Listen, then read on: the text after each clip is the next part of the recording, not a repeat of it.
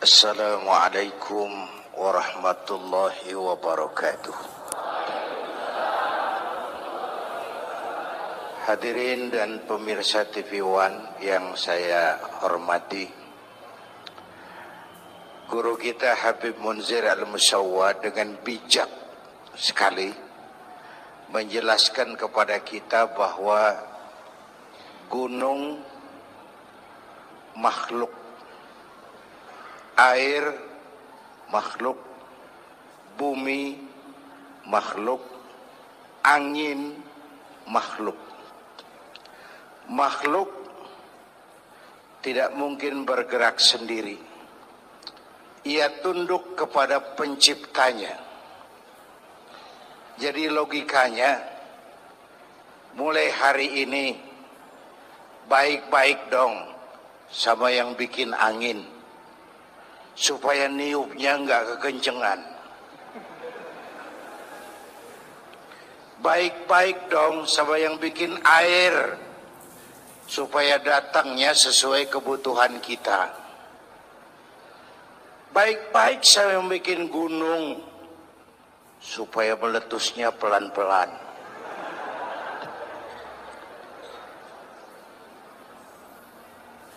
Lalu Ananda Fikri cerita tentang fenomena bencana sampai kepada kufur nikmat. Tuh kalau geraknya, suaranya mirip saya jangan heran, karena memang kami bertetangga.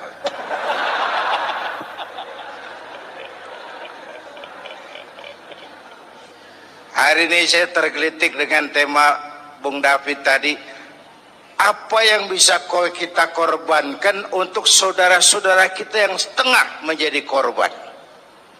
Mundur dikit tentang korban. Sisi lain, Nabi Allah Ibrahim, nabi kaya. Beberapa nabi memang kaya tuh. Nabi Sulaiman, nabi kaya. Nabi kaya. Pernah beliau nyembeli hewan, onta 300 ekor, kambing 1000. Dagingnya habis dibagiin fakir miskin. Onta 300, kambing 1000. Belum pernah kita dengar konglomerat kita korban sapi 300, belum. Atau juga kurus.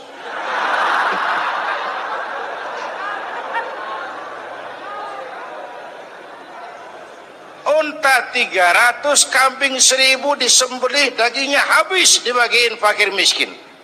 Malaikat memuji, manusia kagum. Bukan main Ibrahim ini, kaya berani. Kalau miskin berani umum, kepepet. Kaya berani, sekali nyembeli hewan, onta 300, kambing 1000. Dikagumi malaikat, dipuji manusia, timbul sifat manusiawi beliau. Kalau onta 300, kambing 1000 mah kecil. Jangan onta, jangan kambing. Andai kata saya punya anak sekalipun, diperintahkan untuk disembelih, akan saya sembelih untuk mendekatkan diri kepada Allah. Tuh keluar tuh ucapan. Kenapa? Waktu itu beliau belum punya anak, jadi ngomongnya enak. Tuh biasa bahasa kampanye.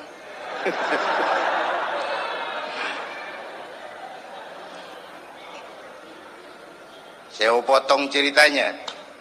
Setelah punya anak bernama Ismail dari Siti Hajar, falamma balagha ma'ahu sa'ya, ketika Ismail sudah pandai usaha, sedang lucu-lucunya, anak sebiji mata wayang sedang lucu-lucunya, dalam tidurnya beliau melihat perintah turun, ya Ibrahim uffi binuzrika, Ibrahim bayar nazarmu. Nazar apa saya? Dulu ngomong apa, ingat enggak? Jangan unta, jangan kambing, anak pun akan saya sembelih. Laksanakan omonganmu, sembelih anakmu. Paginya dipikirin, ini semalam perintah Allah, pembisikan setan. Kalau bisikan setan jelas amat. Kalau perintah Allah kebangetan amat. Anak satu-satunya suruh potong, nenek-nenek kayak yang tuaan.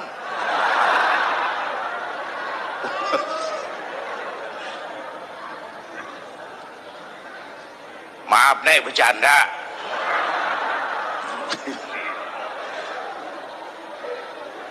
Tiga malam berturut-turut turun perintah itu, yakinlah Ibrahim ini perintah Allah. Pagi-pagi Hajar, saya bang. Ismail sudah mandi? Sudah bang. Kasih pakaian yang bagus. Mau dibawa kemana bang? Mau dibawa kemana bang? Kondangan. Berangkatlah anak dan bapak dilepas pandangan mata sang ibu. Saat itu iblis repot. Kapan dan dimanapun saja kalau ada orang mau taat, ada orang mau ibadah, iblis repot. Gila ini. Anak sendiri mau dipotong. Kalau orang tiap orang imannya begini, sepi neraka. Ini harus digagalkan ini. Harus digagalkan ini. Iblis datang kepada Nabi Ibrahim. Ibrahim, mau kemana kamu? Ke Jabal Kurban, ke bukit. Mau ngapain? Nyembelih anak saya. Kenapa kau sembelih? Perintah Allah. Oh jangan. Allah mah sentimen sama ente. Dia nggak pengen ente punya keturunan, makanya disuruh potong. Jangan, jangan. Saya mah kasih tahu nih, kita kan CS. Nih kalau bahasa Qur'annya, wa inni lakum minan nasihin. Saya kasih saran yang bagus. Jangan dilaksanakan. Ini perintah Allah, iblis. Gak ada urusan sama kamu. Minggir. Suami mantap, iblis mikir lagi. Lewat bininya nih kali ini. Bisa digagalin.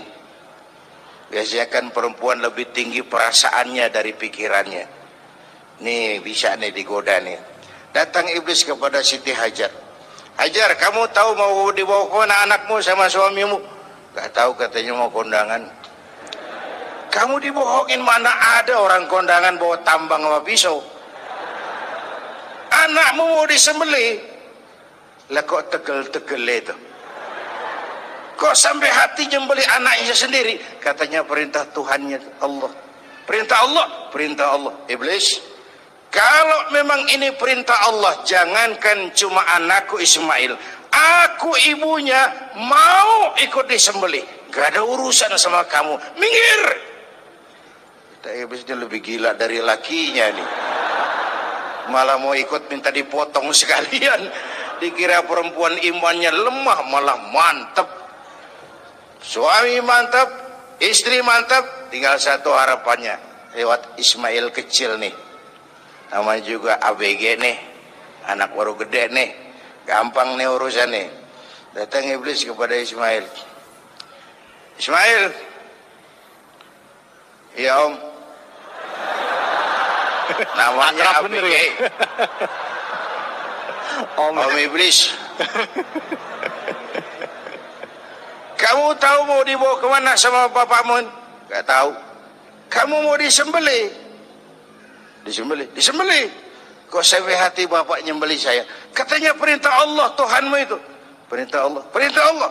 Kalau perintah Allah itu iblis, zahir batin saya siap, zahir batin saya ikhlas. Gak ada urusan sama kamu iblis. Minggir. Iblis mau ngomong lagi, Ismail kecil ngambil kerikil. Idhab ya la'in, pergi laknat, terkutuk kamu. Itu yang disimbolkan ngelontar tuh ya Ji ya. Itu simbol permusuhan abadi manusia sama iblis. Di Mina iblis kita sambitin, sampai pancoran tetap kita musuhin. Ini kan jamaah haji kita disuruh doang gembes banget ngelontarnya. Bismillahirrahmanirrahim, Allahu Akbar, joger. Gua ada kerikil sendal, duar. Lontar setan. Selesai haji, selesai pulang ke tanah air, pulang sampai di Jakarta ditemenin lagi setan. Tuh setan nyengir dong, lu kemarin nyambitin gua bohong-bohongan lo. Sekarang berteman lagi.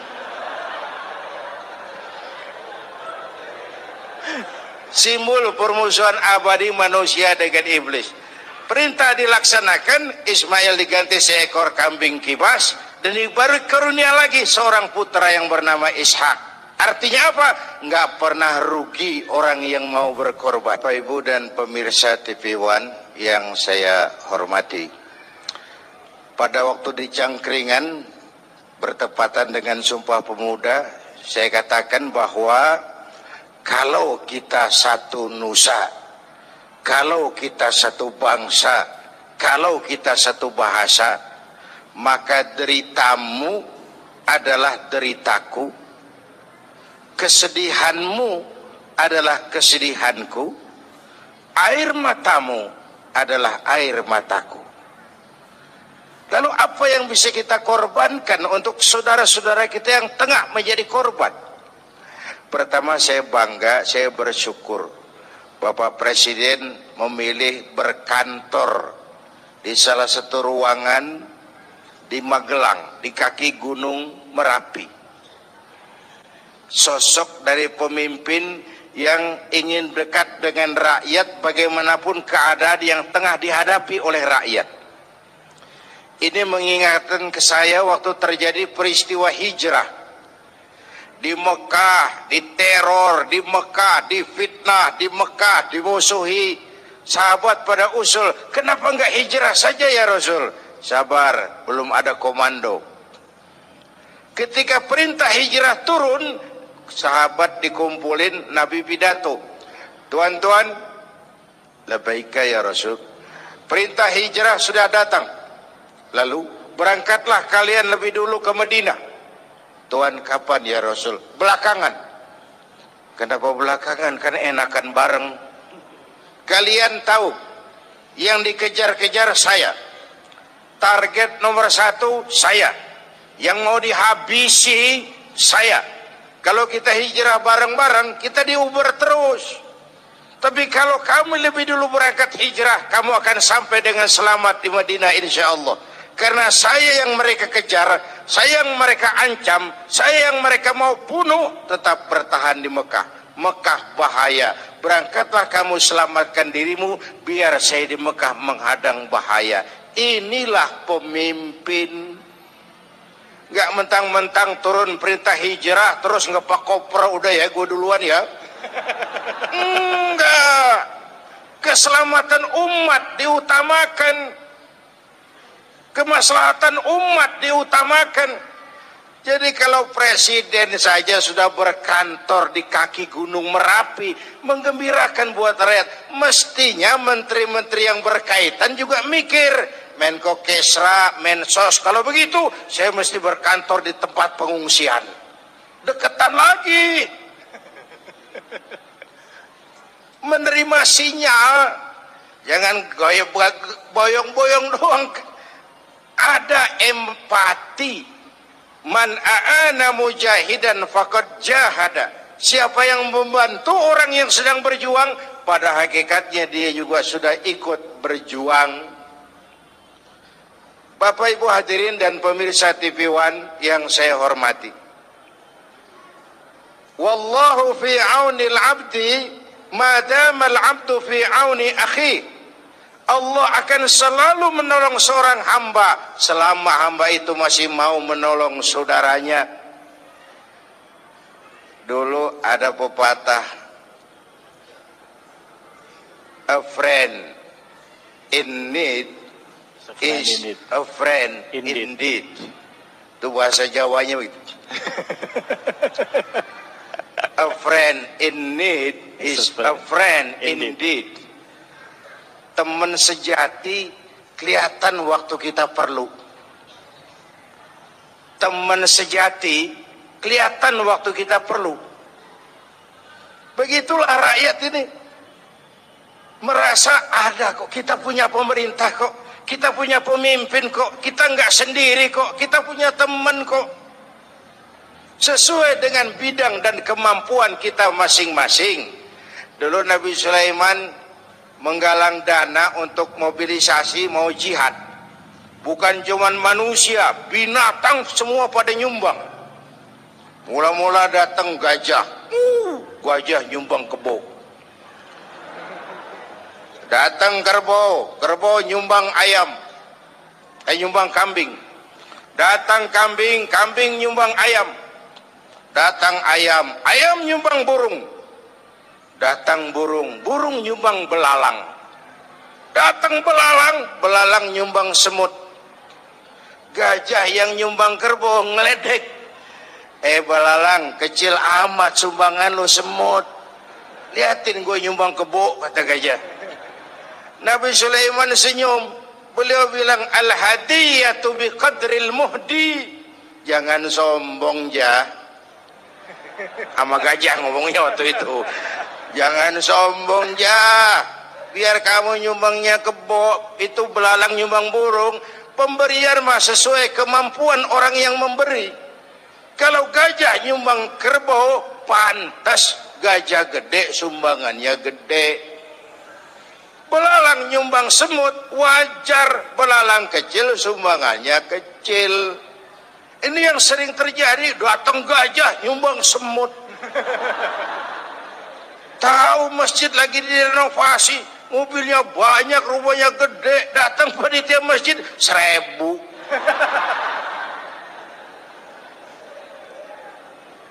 Sesuai dengan bidang dan kemampuan kita masing-masing, ada rasa kepedulian. Kita kan bangsa yang, Indonesia kita ini bangsa yang murah senyum. Kita bangsa yang santun. Kita bangsa yang punya semangat gotong royong. Kok belakangan kita seperti tercabut dari akar budaya kita sebagai bangsa? Tiba-tiba kita siap jadi serigala buat saudara kita yang lain. Tiba-tiba sikap gotong royong berubah menjadi individualis, menjadi hedonis, menjadi egois. Kemana itu kita yang santun? Kemana itu kita yang murah senyum? Kemana kita yang sifatnya gotong royong itu? Tercerabut dari akar budaya kita sebagai bangsa. Ini menyedihkan dan ini memalukan. Saatnya, kan kata guru saya dulu, bencana itu 3 macam. Kalau dia menimpa orang baik-baik, itu ujian. Kalau dia menimpa orang setengah baik, itu teguran. Kalau dia menimpa orang jahat, itu persekot. Musibah menimpa orang baik-baik, ujian. Kenapa diuji? Mau naik kelas. Innallaha idza ahabba 'abdan ibtalahu. Kalau Allah mencintai seorang hamba, diujinya itu hamba. Itu ujian. Kalau orang setengah baik, paro-paro, yang bangsa bikin malaikat bingung, sedekah mau, nyolongnya lebih gede. Baca Quran suka, fitnah orang hobi. Itu yang begitu kena teguran. Kita ini kadang-kadang pede, terlalu lewat pedenya. Sujud nggak pernah, sama ulama jauh, sama habaib jauh, ke taklim nggak pernah datang, tiap hari bergelimang dosa. Begitu kena musibah, nyohor. Gue lagi diuji nih. Siapa yang uji? Lo.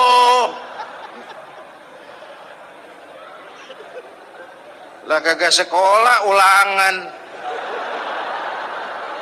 Mau naik kelas berapa nantinya?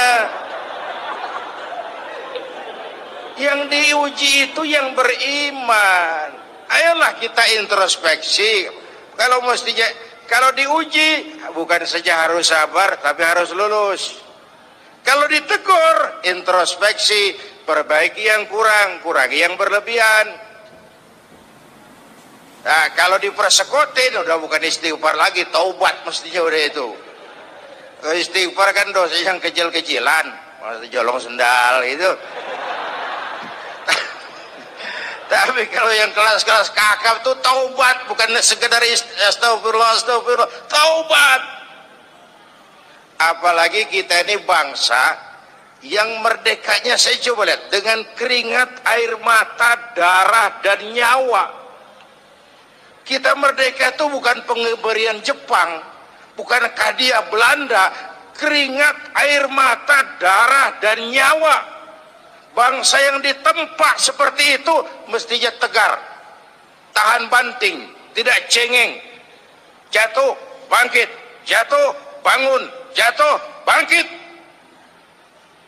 Nggak dapat kesulitan lalu kayak ayam sampar.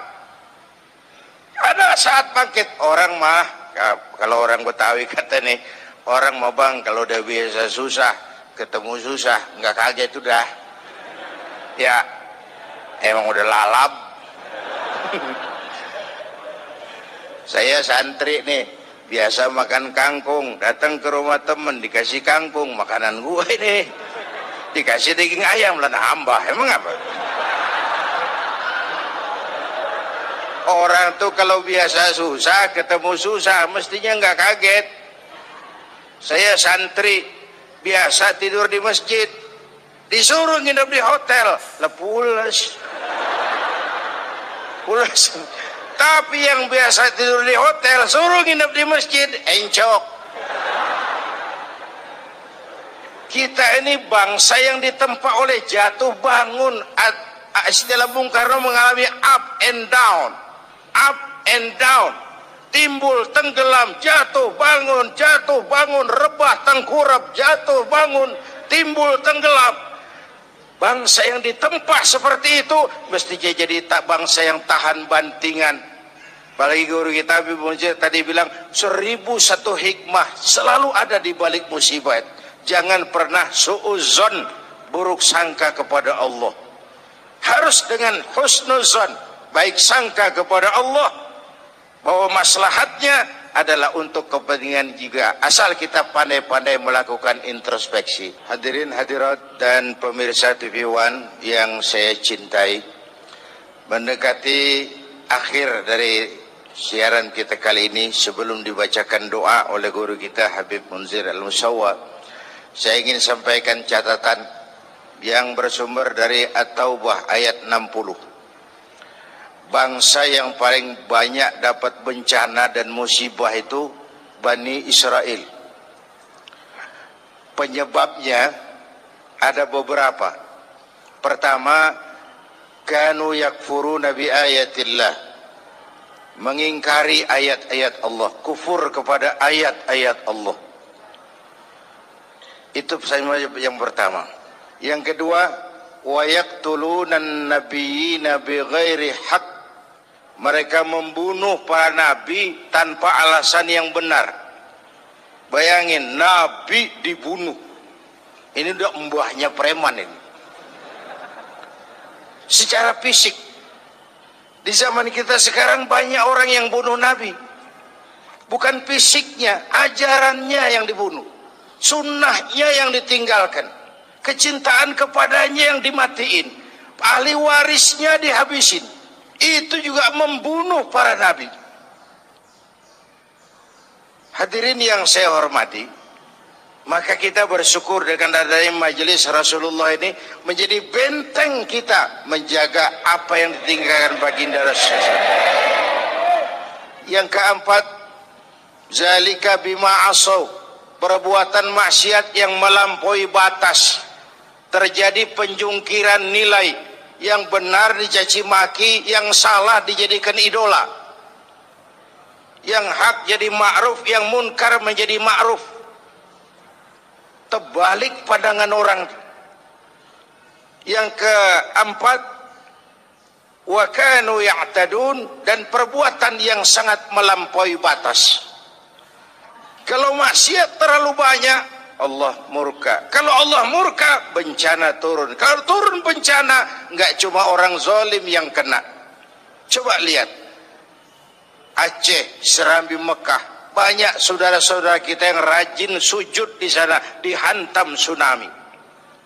Padang, negeri di mana adat basandi, sara basandi kitabullah, ribuan masjid terbangun, dihantam gempa, luluh lantak. Bencana kalau datang nggak pernah milih. Iya, kalau kita makan nangka kena getahnya, itu si resiko. Nggak makan nangka kena getahnya, itu sial dangkalan namanya. Tahu sial dangkalan? Jatuh ke sumur ketiban ember, nah itu sial dangkalan namanya. Jatuhnya udah sakit, tambah ketimbang ember lagi. Bencana kalau datang nggak pernah milih. Enak kalau gempanya ngasih tahu, Kiai mohon minggir ya, mau gempa ini. Sopan bener itu gempa. Bencana kalau datang, wattaqu fitnatan la tusibanna allazina zalamu minkum khassah. Takutlah bencana yang kalau turun tidak hanya menimpa orang yang zalim di antara kamu, yang baik-baik akan terkena juga bagiannya. Oleh karena itu, semoga banyaknya bencana di negeri kita ini memberikan semangat introspeksi buat kita semua. Ayo kita perbaiki yang kurang, ayo kita kurangi yang memang berlebihan. Yang tadinya jauh, ayo kita mendekat kepada Allah. Supaya dengan demikian makhluk-makhluk yang diciptakan Allah semuanya tunduk kepada perintah Allah.